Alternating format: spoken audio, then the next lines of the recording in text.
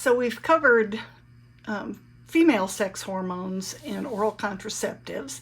So on page 304, we talk about androgens, which are the male hormones.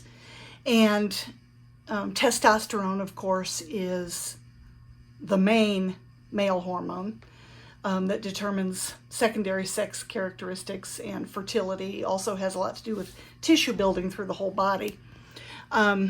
An example of a medication that can be used as an androgen is a drug called danazol.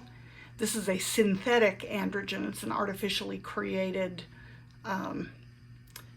male hormone, and you can read about those on page 233 in the ATI book, because the textbook doesn't really say much about it. It has a little section on them, but it doesn't really tell you anything about a particular med. So most of the time they're going to be synthetic testosterone replacements. It's used for a variety of reasons, as you can see. If the gonads have not developed sufficiently to produce hormones of their own, if something's wrong with the pituitary, it's not working properly. Hello, can't talk. Dwarfism that has a relation to growth hormone can sometimes be helped by taking androgens for a male child. Eunuchism, which are testicles that do not function properly. Cryptorchidism, which is absence of one or both testes. Not having enough sperm, oligospermia, and then just plain androgen deficiency, making some testosterone but just not enough. Adverse reactions are going to be kind of similar to what you would see if you're taking steroids. There's going to be a retention of salt, which means that water is also going to build up in the system. People tend to break out when they have more male hormones. Hirsutism, which refers to a growth of hair where you don't want hair. In females, that's growth of hair on the face and the chest.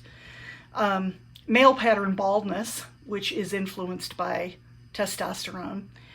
It can eventually affect the GI tract to where the liver and gallbladder can be affected. They can get swollen and inflamed and cause jaundice. Irritation to the mouth if you take a medication and don't rinse your mouth out, and that's true with any steroid. And then nausea, vomiting, and diarrhea. Androgens can increase the effects of a lot of other drugs, as you can see, your anticoagulants, anti-diabetic medications, and decrease the effect of barbiturates. So if you're using them as a sedative, not that big a deal, but if you're using phenobarbital as an anti-seizure medication, a person might find out they're having seizures because they don't, their androgens are decreasing the amount of barbiturates that are on board. If you use steroids and androgens, you're going to have even more retention of sodium and water. One interesting fact is that a drug we've previously learned about, spironolactone, functions as an androgen blocker in the body. So it can be given to women with polycystic ovarian syndrome who tend to not make enough estrogen to balance out the male hormones that their adrenal glands are making. Females make small amounts of testosterone, males make small amounts of estrogen in their adrenal glands. So if you don't have enough to balance out, spironolactone or aldactone can block that. It's very effective against adult acne caused by menopause, hormonal changes. And they also give it to people who are transitioning from male to female to block the effects of the testosterone in the body. For nursing implications, make sure you read pages 304 and 305. Patient and family teaching, there's several bullet points that are important to pay attention to. All right, the last thing we have are drugs for osteoporosis, and we start talking about that on page 305. And here you see a woman who has spinal changes as a result of decreased estrogen. And so her spine is beginning to soften and kind of sink down into itself. And you can see that characteristic, what they call dowager's hump, as the back begins to protrude, as the spine kind of becomes curved. The most common agent that you're going to see for osteoporosis is a drug called the bisphosphonates. And then you also can have some estrogen agonists. These are drugs that occupy estrogen receptors and function as estrogen. So they keep you from losing calcium in your bones.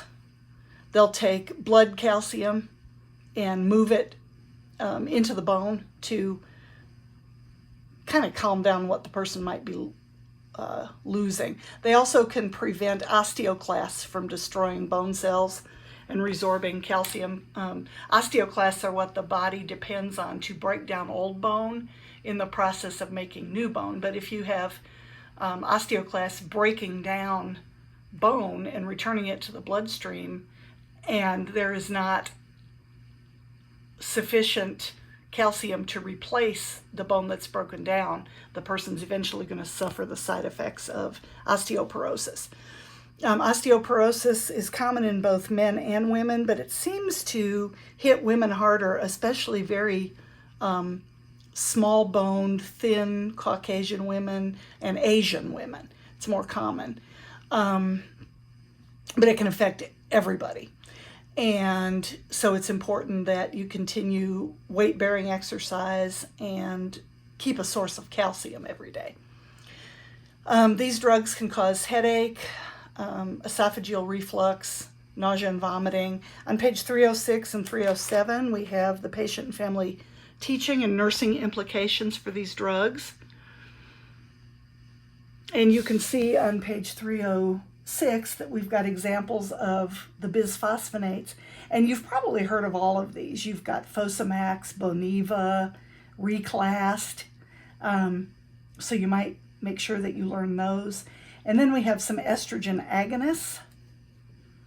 And at the end, we do have a kind of a newer medication called osteoclast monoclonal antibodies, and they keep osteoclasts from becoming so numerous that they break down the bone. So Prolia is a sub-Q injection that somebody gets every 6 months. You want to tell people to watch for skin rashes, any pain in the muscles and joints, and then any sign that the teeth or the jaw are starting to break down. For some reason, that is a weird side effect of these drugs for osteoporosis. So make sure you just read the nursing implications for those osteoclast monoclonal antibodies also on page 307. And those are the 3 types of drugs, and that's about it.